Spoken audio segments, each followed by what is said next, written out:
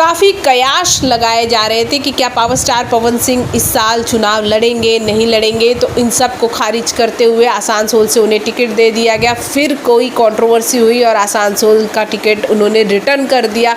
अब इसके बाद पावर स्टार पवन सिंह का ये ट्वीट बहुत तेज़ी से वायरल हो रहा है, जिसे इन्होंने अभी कुछ ही घंटों पहले किया है। और आपको बता दें कि यहाँ पावर स्टार पवन सिंह ने ये ऐलान कर दिया है कि अपनी माँ को किए वादे को वो निभाएंगे और इस बार वो चुनाव लड़ेंगे ही, भले ही लगता तो कुछ इस तरह ही है कि उन्हें बीजेपी टिकट दे या ना दे, इससे उन्हें कोई फ़र्क नहीं पड़ता। ऐसे में आप क्या कहना चाहेंगे? आप कितना पावर स्टार पवन सिंह को सपोर्ट कर रहे हैं? हमारे कमेंट बॉक्स में कमेंट कीजिए और साथ ही साथ हमें ये भी बताइए कि क्या पावर स्टार पवन सिंह का निर्दलीय चुनाव लड़ना सही होगा या नहीं।